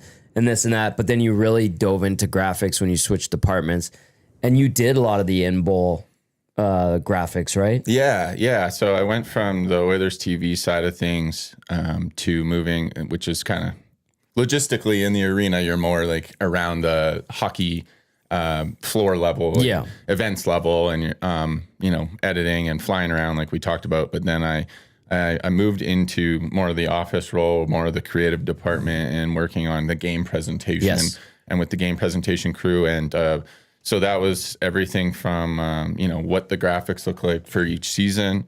I focused on the motion, so a lot of animation and the intro videos. So filming and directing all the players on the ice for our on-ice shoots that we do every fall. And then, having a plan for what's the video, what's the song going to be, working with the lighting team on like how we want to coordinate what happens after the song ends. And then we go into this and Metallica plays or whatever. Right. So just being in all those conversations and then going from doing that full time for 2 or 3 seasons to now like bringing some of that experience and expertise with what they've built. I won't say what I've built. Like I was a part of a really awesome team. And I think the Oilers in-game presentation is really, really good. And they've done a great job. I'll put a pin in that because I do want to come back to that. But just having done that and done it at, I think, a pretty high level and learned so much from so many of the great people around. Like for me, it was time for me to start a new challenge. And I wanted to be able to bring some of that experience and help teams in the CHL or, work with other NHL teams. And because a lot of that stuff translates across, live entertainment. So, That's what my company's about. You have worked with not just the Oilers. You mentioned the Flames. You've done stuff for them. You've done stuff for the Canucks, correct? Yeah. Elks. Yeah. And then CHL teams you mentioned. Yeah, like 6 or 7 teams. Yeah. I'd love to grow that because I have such a passion for CHL hockey. You were with the WHL before you came to Oilers team. Yeah, I worked in the Calgary head office for the league head office of the WHL for 4 seasons. Yeah. And I did all of it's very lean in junior hockey. So I did all the things in both my 2 jobs at the same time there, but went and traveled to a couple and covered a couple of Memorial Cups, WHL championships. Before that, I was running a blog about junior hockey focused on the Lethbridge Hurricanes in my hometown, which is also really cool. Kind of hockey is such a small world. And like I was, on the media creative side of it, but it was so interesting to just have my career trajectory kind of put me in the same place as a guy like Stuart Skinner. Like I covered Stuart Skinner for 3 seasons in Lethbridge. Just like blogging and watching. And then I went to the WHL and then he got traded to Swift Current and I was in Swift Current for the WHL championships. Yeah. And then the next year I got a job with the Oilers and then he was with Bakersfield and I flew down to Bakersfield. Yep. And then he came up to the big team and I was traveling. So it's weird. Or like Ethan Bear was also on the Seattle Thunderbirds when I was there. Kyler Yamamoto covered him for it's not the Subway Series anymore, but like the Canada-Russia. Yep. So it's just really crazy how small the hockey world is, and having like watched a player and kind of like my own career trajectory is kind of like, followed certain players and like, just happens. Yeah. It's really interesting. Okay. To bring it in or follow that theme of the small world, did Kyle Bukoskis' brother not replace you? He did. He came right after you? Yeah, right after me. Yeah, with the CHL. Yeah. I remember Bukoskis introducing me. He's like, yeah, he's with the CHL. Yeah. I'm like, what's he doing? He's like, everything, content. I'm like, is that Brock Boot's old job? And he wasn't sure. And I'm like, it sounds like it. Yeah, I met him at the gym at Archetype because him and David Amber like to go, get their lift on before they're on TV. Yeah. Ooh. They go hard. They do. Yeah, he's jacked. Actually, so's he's Kyle. Massive. They're both big. Kyle's dudes. he's tall too. Yeah, he's like almost 6'4", 6'5". He's like a big dude. Well, you're 7'1". I'm 6'7". I know, but like he's like a big. Yeah. It's funny you see him like talking to Brad Marchand. Yep. Hey, hey, man. Dairy Queen, or whatever. But it's just so funny always the juxtaposition between like this super big reporter and the like small athlete. Yeah. But yeah, so his brother, I never met him, but he did. Really nice He took guy. my role at the WHL. I think are they not from Medicine Hat, those guys? Or something? They're from Campbell River, I believe. If I'm not mistaken. I think it's great Campbell guys. River. Yeah. Really or nice was it Powell River? Something River. I don't know. BC boys. That's what they're. Yeah. Good dudes. Really good dudes. Actually, Kyle's got a baby on the way. Good for him. Yeah. Yeah.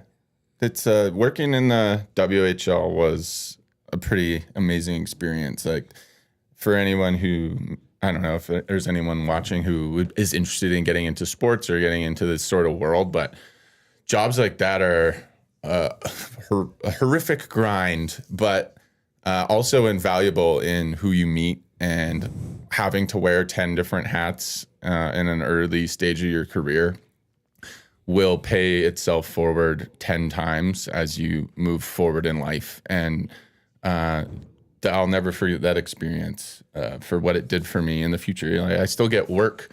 Some of my clients moved on from their roles in junior hockey, and now they're in the NHL, or now they're in the CFL, and they're like, hey, I remember working with you and you're doing this now. And it's so, just remember, never forget, you just treat people the right way and be good to work with. And like you don't know how or why, but it might end up being a great opportunity later in your life. Yeah, it's like how you end up hosting a hunting show for 5 years in a row.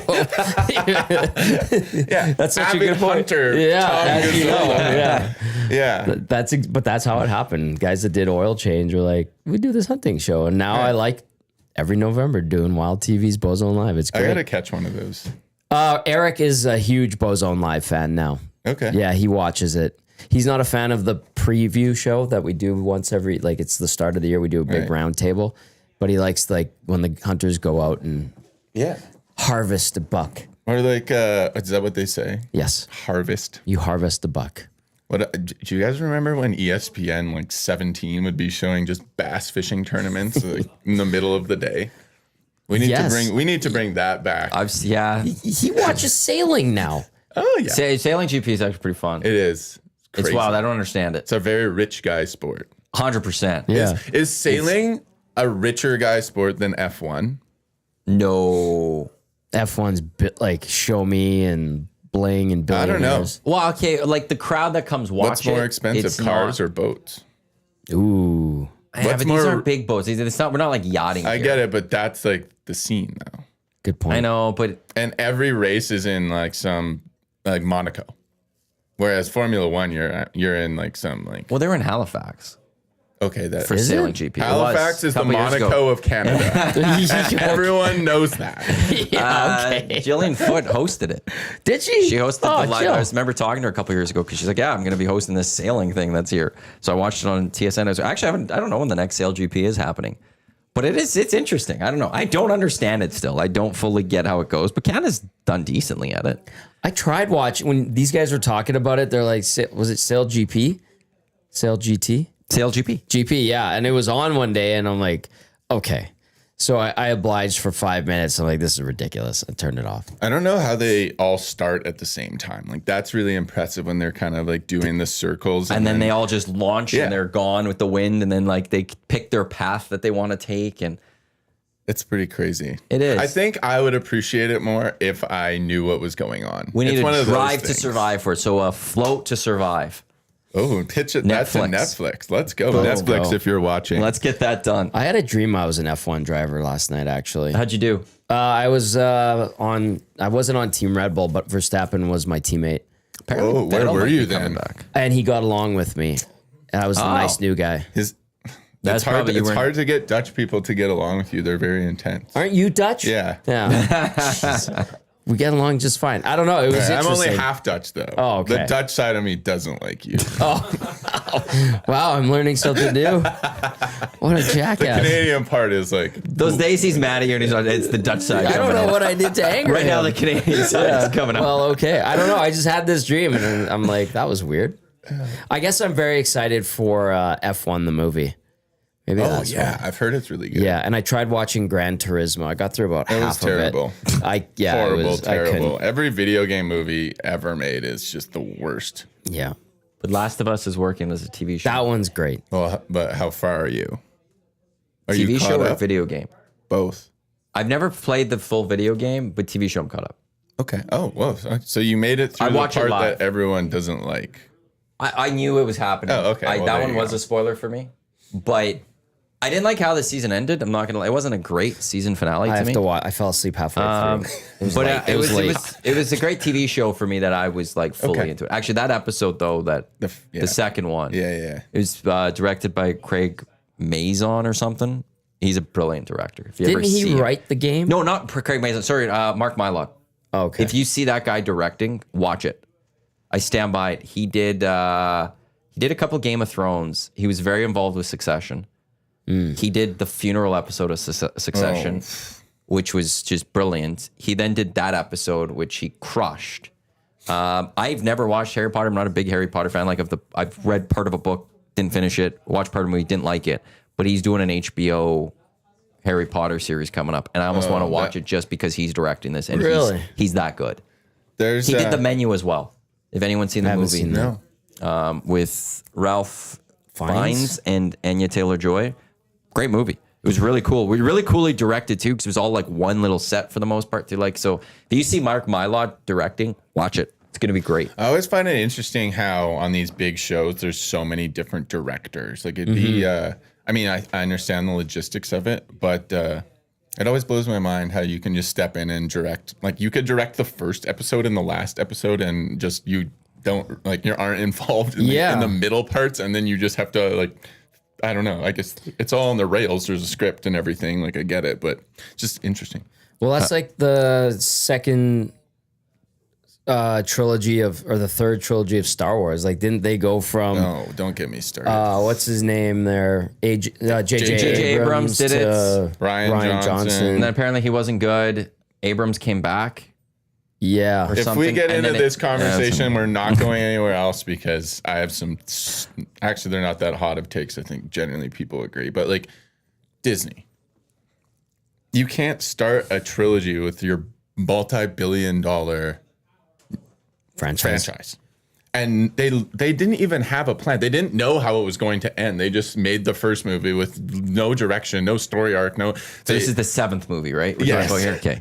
And so by the end, like by the third movie, they still didn't know like how it was going to end. Like, Yeah. You know, look at all the great grab, trilogies. Baby. I'm a Lord of the Rings man. Myself. Yes. Like Great. Die Hard, read the Silmarillion 5 times. That's how you make a good movie is you actually start with just an awesome source material that already has arcs and curves. Look what happened to Game of Thrones as soon as they ran out of books to like steal from. They had no idea. It was just like, we think we can do it better than the author. Come on. And actually that's what The Last of Us for that, like the creator of the game is part of it. Yeah. So it's sticking to. What's his name again? I thought Is that Craig Mason or is that Mason. the other one? No, that's not it. I'll have to look up. Mark Mylod, Jay's also messaged me. Mylod did a lot of Entourage as well. I loved Entourage. Obviously, Dude Bros are not my thing, but that show was phenomenal. Well, and that's why it was like, Mark, again, I stand, if you see Mark Mylod as the director, watch it. That was a great show. Neil Druckmann. Neil Druckmann. He was, I think, the creator. So there's Neil Druckmann and Craig Mazin. Oh, you were right. And Mazin did Chernobyl. Oh, that show was That was intense. I think that's the best thing HBO's done in 6 years. Since Band of Brothers and Pacific was phenomenal. I always go back to Band. I can always watch that. If I'm in a bad place, like mentally, Yeah. I will go back to like 3 shows. It's like any Lord of the Rings movie. This is my Band of Brothers is one of my comfort watches. Oh yeah, I don't know. It seems so messed up, but it really is so good. Something about it. It's just like I don't know. It was like the perfect miniseries. Yeah. Pacific was good, but I think third? Band of Brothers was so good that is so hard to live up to. What's the third? Airmen. Oh, okay. Which is also Really good. Part of- new. Actually, that's a new HBO show. Was that not the same? Like, was it Spielberg and Hanks? That was Yeah, like the they third. were like executive producing. Yeah. But Airmen is phenomenal. I would highly recommend it. I have to check it out. Highly recommend. If I go drama wise, or like, I guess Simpsons is still going to always be one of my favorite shows ever. Seasons 2 through like 11 and stuff, top notch.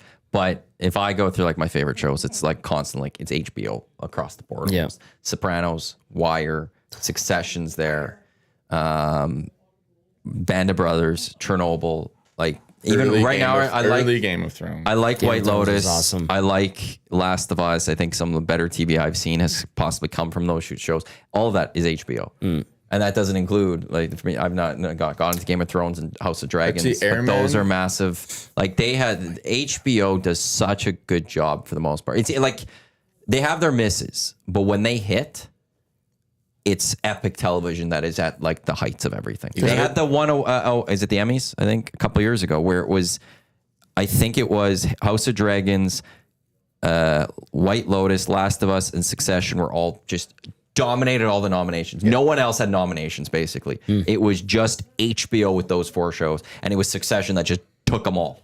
I'm not surprised that, I mean, this is, again, a bigger conversation, but just the status of where we're at in terms of TV and movies is just not in a good place right now, in my opinion. There's just too much being made and not enough. And so much of it is kind of like creation by committee, which I have a huge issue with. And we kind of talked about this off camera, but too many chefs in the kitchen. Totally. Like all the best art and creation and movies and film and music, almost all of it comes from 1 or 2 or a small team of super passionate people who like completely buy in and they have a very specific goal in mind and they're all in accord and they're making it, whether it's pushing boundaries or not.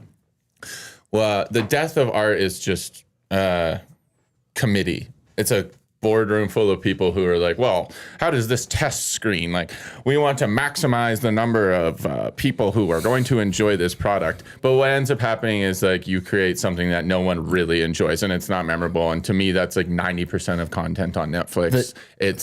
They're all color graded the same. They're all shot the same. Everything looks identical. Like we've just lost any sort of, in my opinion, real creative direction. The kiss of death on any art is accountants and marketers.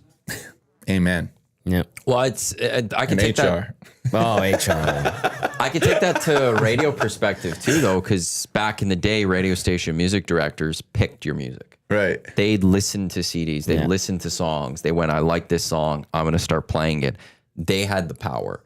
And now it's transitioned to the most part, it's research. Like a lot of it is, did this test well? Right. Everything. When you said that, like it brought me back to hearing about that with the radio station. Like, is this test well? This is testing well. We got to play it. And you're like, well, but it's not that good. Or like, it's just, you're playing in all the same stuff and the mainstream stuff. And there's not as much latitude to try to find new music to play it and allow that new band to hit because the music director's like, this sounds good. Like, I know our market's going to like this. It's now just did it test well.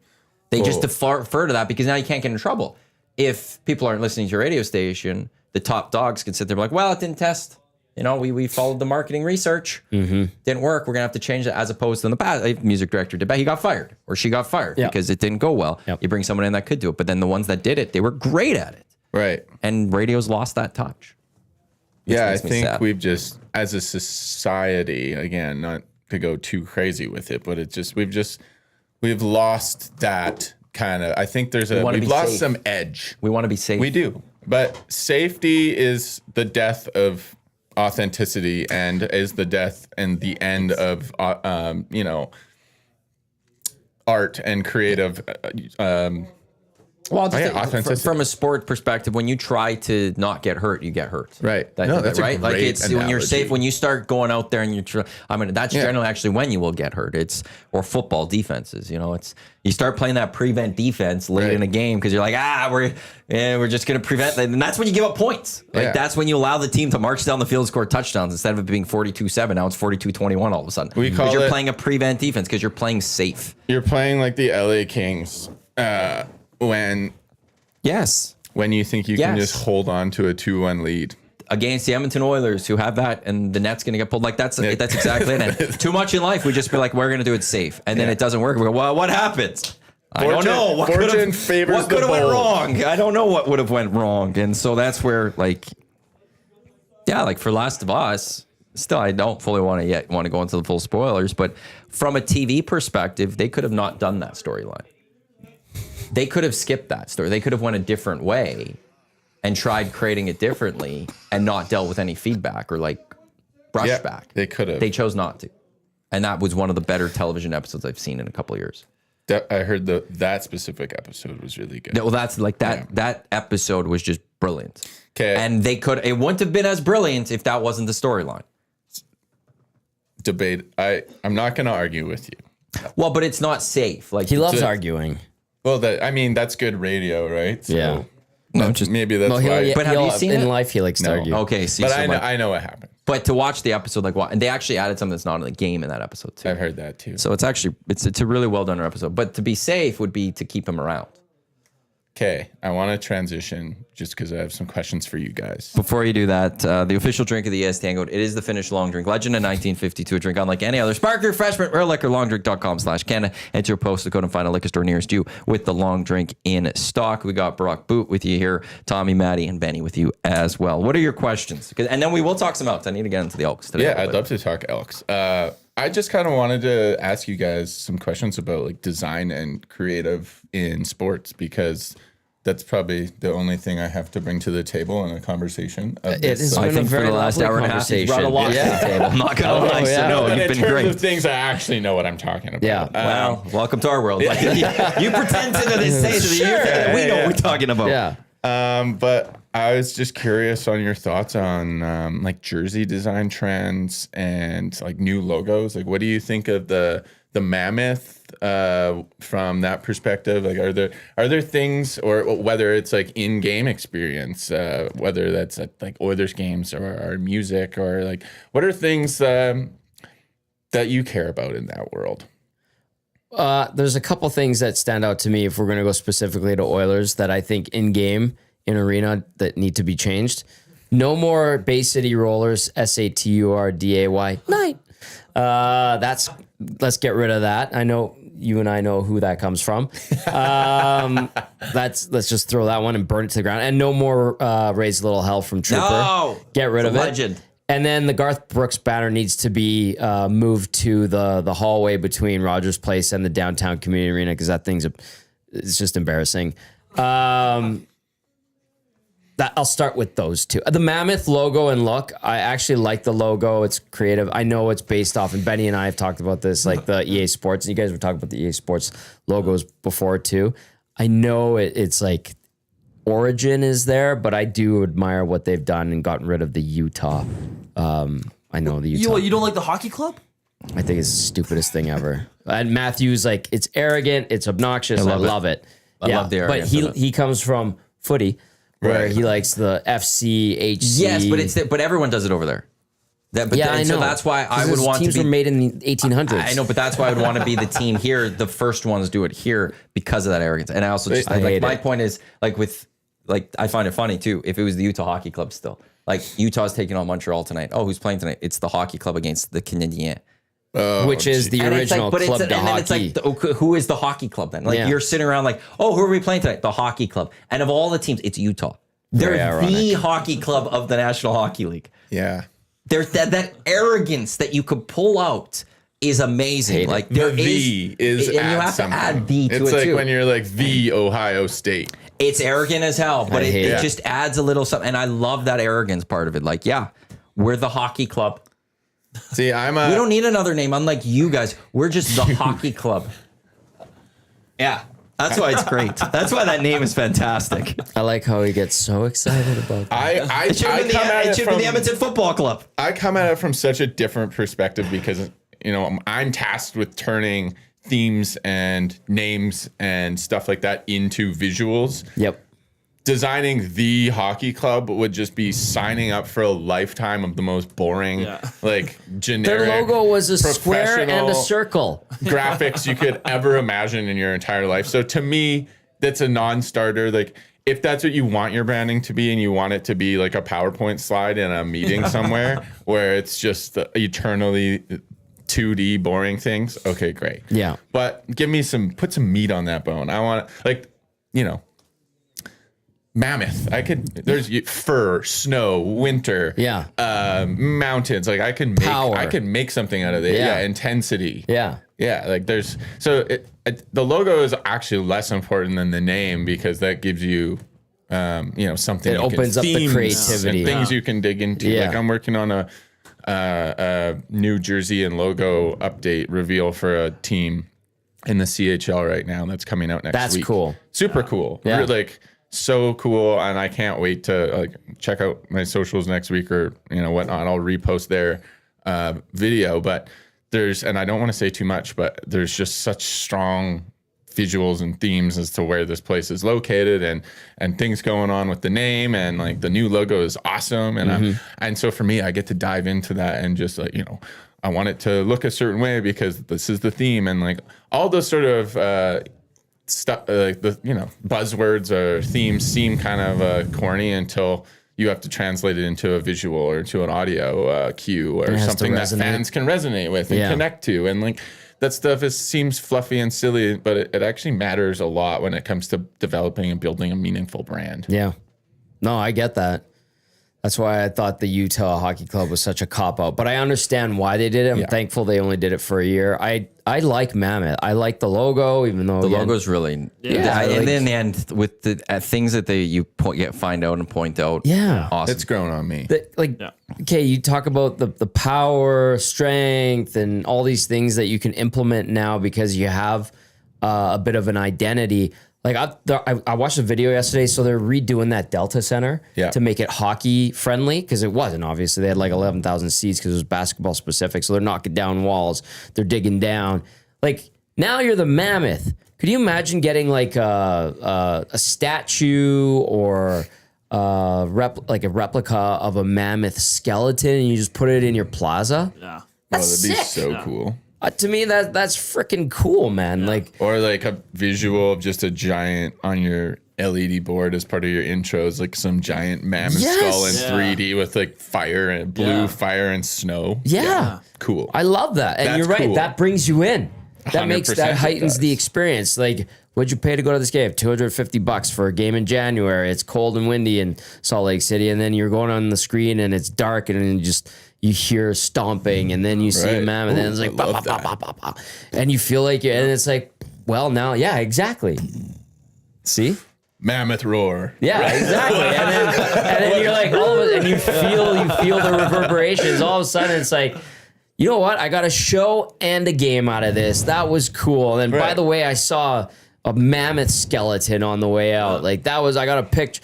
To me, that's part of the experience. And it's not just, I'm going to the hockey game. I'm going to clap if they score. I'm going to boo if I don't like what I see from the team or the opposition. Like, it's all part of being a part of the event. I love that. To me, that's cool. It's ultimately entertainment. Yeah. Right? Like, and I think there are some teams in leagues, and we'll talk about the NHL, for example. Like, there are definitely some teams, and the Oilers are probably one of them. Montreal would be another, where it really is about the hockey first, and hockey, and that's, people are passionate about it. Yeah. But if you look at, different markets, Vegas is very much a show, and the hockey is like part of it. And I think that's perfectly okay. Not every, like, I've heard some people, Vegas does this, Vegas does that, or this. It's like, what Vegas does wouldn't work in Montreal. They would riot. There would be cars burning. Yeah. Like, You get It's for your markets. You like, get showgirls behind the visiting team's net and warm up, blowing kisses to the players. If you went and got some strippers from Montreal and put them behind the visiting team net, it ain't the same. I would give them props. That would be a bold move. Yeah, it would be. You're like, welcome to Montreal. Anyway, sorry, Brock. No, don't be. I ultimately, to your point, like, it is entertainment, and win or lose, are you going to remember your night? Are you going to, did you forget about all your problems for the last 3.5 hours, and just like, now you're worried about who's playing on the half wall and the power play instead of all the other things you have going on in your life? And like, that's ultimately what it's about. And so I try to think that way when I'm helping teams or when I'm in that process. It's like, okay, what are we ultimately trying to do here? It's entertain people and create moments where they can escape the rest of the world. That's what sports is supposed to be. I think the Oilers do a great job. Like, I had the benefit of traveling to, I think, 28 of the 32 markets when I traveled with the team before going into more of a game presentation role. And that was invaluable because I got to see almost every team's game presentation and what it's like. And I think a lot of people have hot takes on like what they should or shouldn't do at the game, or like, oh, this is tired, or that's boring, or like, it's very easy to criticize that stuff. But unless you've actually go to the other arenas, then go to watch a game in LA, and they do a great job too, or like go watch a game in Calgary. That's not that far, and like you might have a completely different perspective after doing that when you come back and realize like how awesome the game presentation is in Edmonton. Like, it's just a barrage of nonstop stimulation, and in a good way. Like, there's almost never any downtime. There's always like a new game. There's always some sort of crowd interact. The crowd is half the interact. During the playoff games, they don't run as many games and stuff during the playoffs. Right. It's just pump up the whole time. There's no like sponsored stuff. And the crowd themselves are half the entertainment, just people watching, like all the insane people in the crowd. I love that stuff. I love Donair Force One. Were you there the day it exploded? Yeah. Oh my goodness, I heard about it. I never saw it. I wish I saw it, but I heard about it. Ramchuk saw it because he's the one that tweeted about it. That'd be awesome. Just get a smattering of Donair ingredients all over a section. Oh, that's a crippling idea. You're wearing your best out to the game. You just get hit with sweet sauce. And you just get garlic, white sauce everywhere. All over the place. Classic. I'm assuming that that was just like part of the deal. They didn't get comp tickets or anything. Probably not. That's a uniquely Edmonton thing, which I appreciate. Yeah, it is. Yeah. And Halifax, the Monaco of Canada. Yes, the Monaco of Canada. I don't know what the big difference is between Halifax Don't Air and Edmonton Don't Air, but I've heard. I forgot. Oh, Is it like grilling? That's a dangerous road to go down. I don't know. Well, I'm going to transition to Elks here quickly, but just to the logos and stuff. I'm glad you brought that up because I saw this a couple weeks ago on Twitter and I found it. There's a trend, and unfortunately I can't show them the YouTube, but there's a trend in the NBA, it seems. Like these are the logos of these teams from back in 90s, 2000s and stuff, and they're all now this. Yep. Like it's all the same now. Yep. And I don't know if the NBA is creating this and like directing it towards this, but it's just like you had these unique logos, and now they're all look the same. It largely. is nothing to do, in my opinion. I don't imagine that's coming from the league. It's just more of a broader trend across the design world that we've seen. Kind of, I think it's actually a meme now. Like people are very aware of it. Like what Jaguar did to their logo and branding.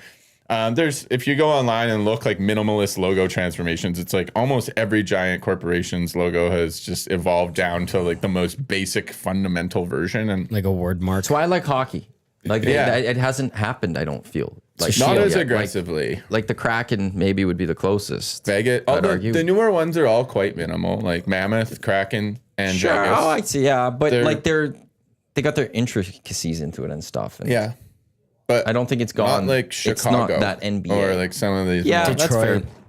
Detroit, like has a ton of the feathers. Ton of detail. Yeah.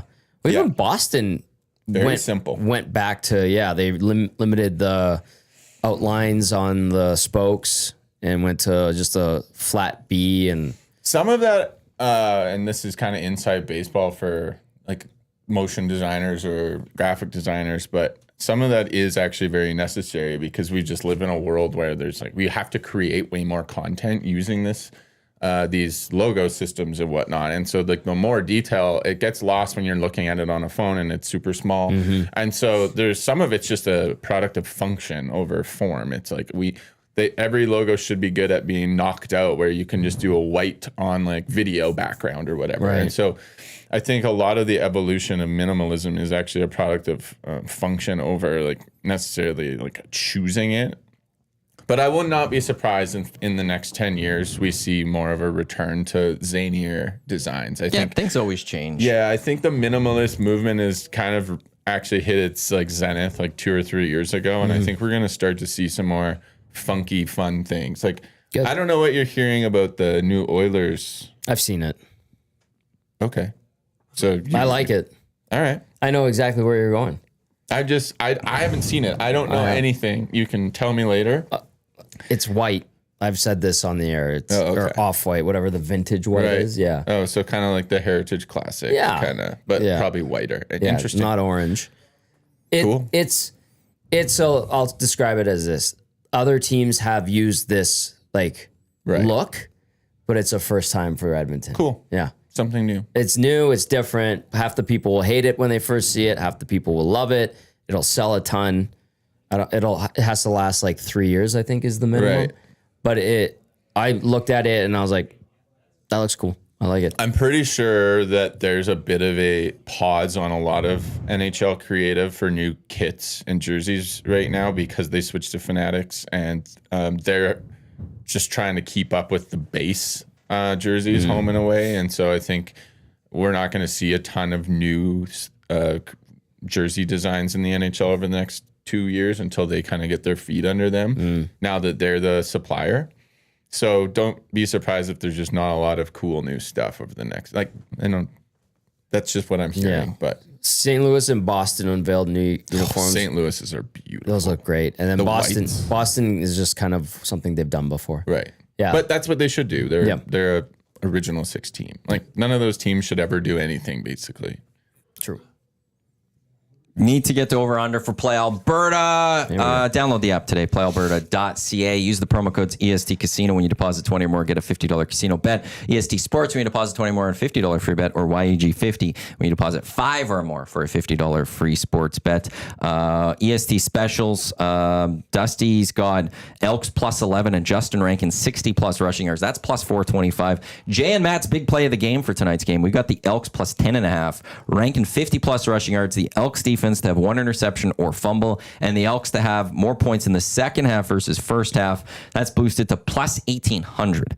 Get that at EST Specials. Jay will have his play of the day later today as well for our over-under. This is going to be a tough game for the Elks. I don't see them winning it. Maybe we'll be pleasantly surprised afterwards. I don't know how much you follow the CFL and the Elks. But for Tommy, I'll throw this one to you as well on this. But if I set it at 21 points over under, well, I'll go 20 and a half for the Elks. For the Elks. Unfortunately, under. You think under? I think they're going to be in tough tonight. If Trey does find a rhythm somehow, pleasant surprise, that's great. I don't have a lot of hope from an Elk standpoint tonight, just considering how good Winnipeg has been, how especially at home. What are they, 38 and 6 in the last 44 home games? Edmonton's lost 15 visits in a row, I believe. It's a tough place for Edmonton. Yeah, so I just don't like Edmonton's chances stacked up against them, especially with Trey trying to find it, the offense trying to get going, defense is trying to get it going. You hear the coaching staff and the players talk about the execution hasn't been there in the first 2 games that they've played.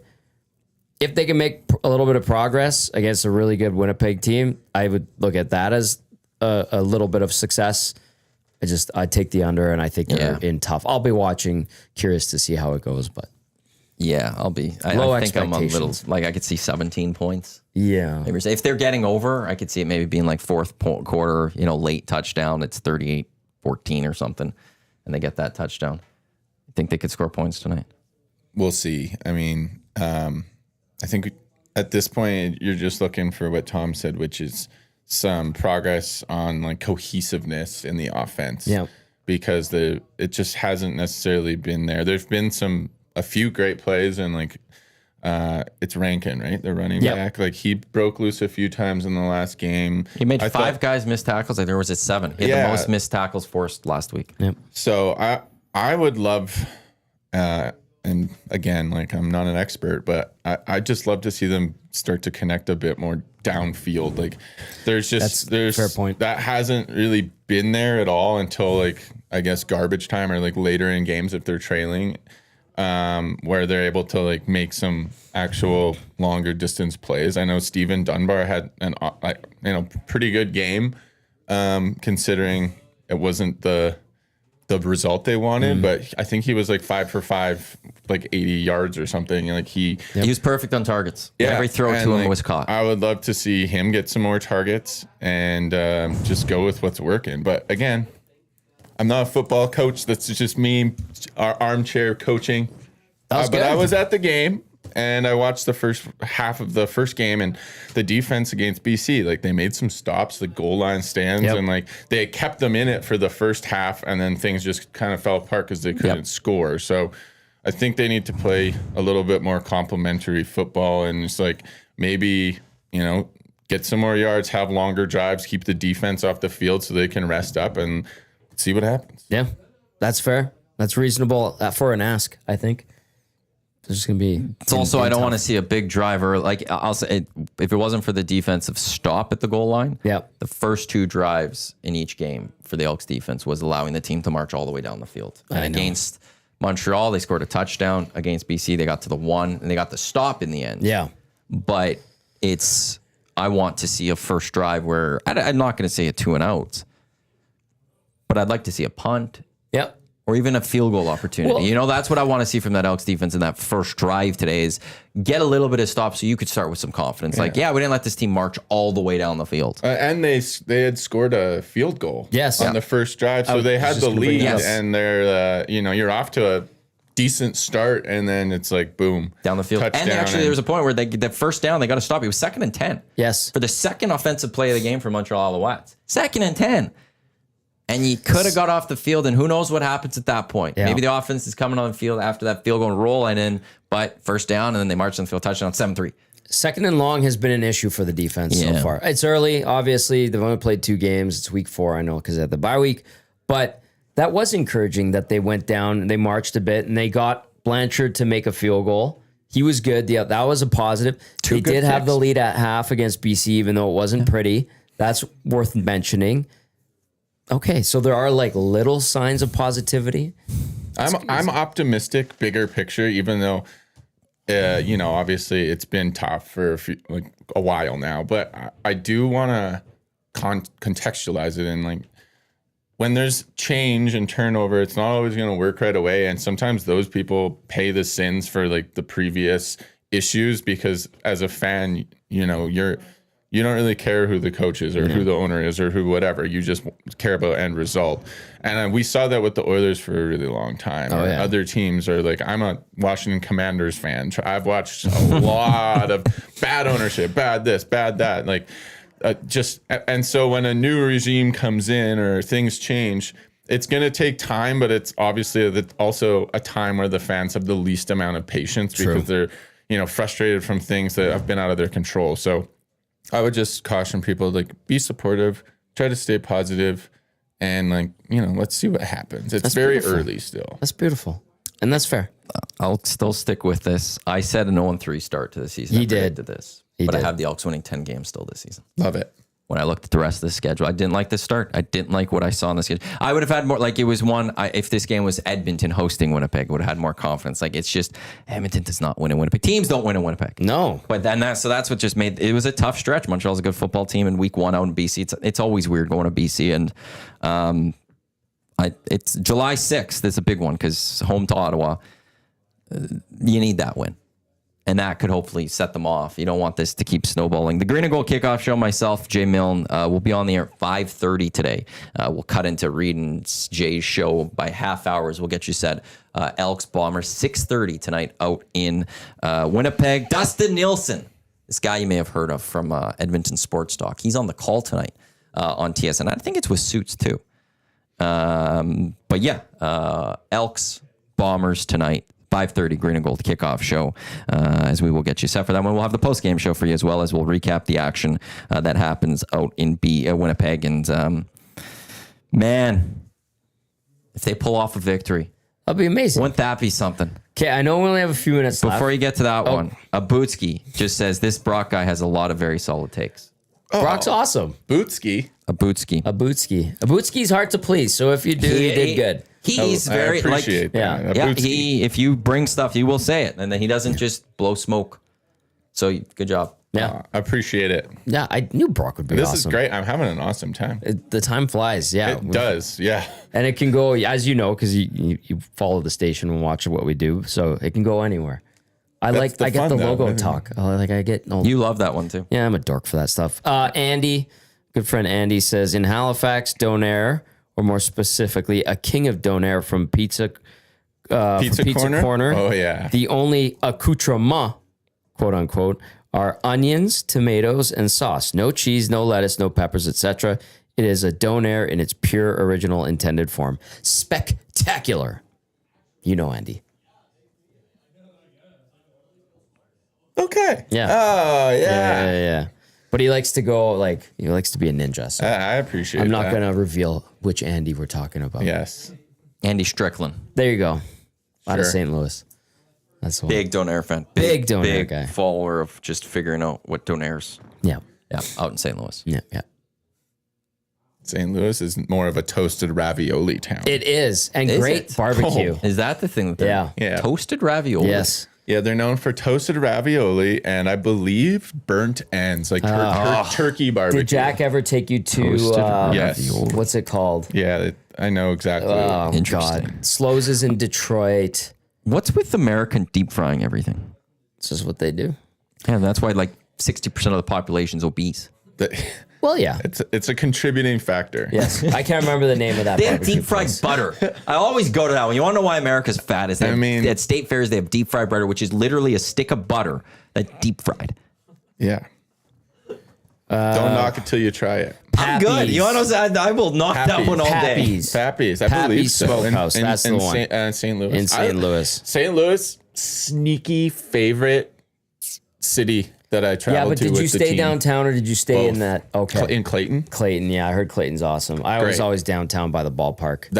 I stayed there the first year we stayed there still. And then I think there was safety issues. So they're like, yes. Hey, now we're busing 40 minutes to Clayton. St. Louis can be a rough town. Can be. But also, I always, when I traveled, had a huge affinity for these. Like, those are the Midwest towns I actually love the most. Midwest is awesome. So much personality. Yes. Like, I would usually get in, we'd land, whatever, and then I'd go just for a walk. I'd go for like a 30-minute walk and try to find like the diviest kind of sports bar scene and just have dinner in there. And like, there's, it's good. It's a good sports bar when there's like money pinned up on the wall and there's just like random stuff that's been there for who knows how long. And there's like, a hint of piss there's in live the air. music.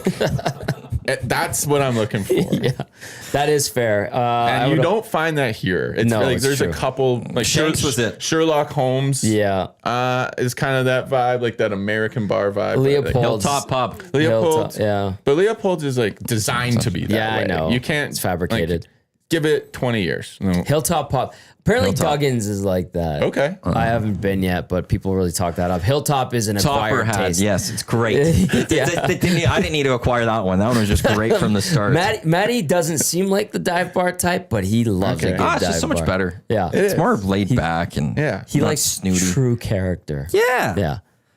Brock, thanks for coming in. Really appreciate this. Thanks, guys. Figurehead Creative, Yeah. Figrhed Creative. And if people want to like inquire about services, how can they get a hold of you? Just figurehead.tv or my Instagram, just brock.boot.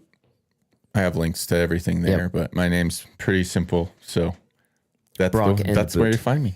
I really appreciate you coming. This was great. Yeah, coming up it, guys. next, Lock Shop, myself and Haas will look at week 4 in the Canadian Football League with 2 guys and a goalie, Jay with Cass and Gager. EST afternoons with Hernan and Gager. Reed Wilkins show with Jay Mill until 5:30. Green and Gold kickoff show and post-game shows tonight. Myself, Jay, will have you covered for Elks and Bombers as well. On behalf of Brock, Tommy, Benny, I am Matt. Thanks for tuning in to the EST Angle presented by Sentinel Storage. As I said, Lock Shop coming up in just a few minutes with myself and Haas right here on your clear choice for Edmonton Sports, Edmonton Sports Talk, presented by Play Alberta.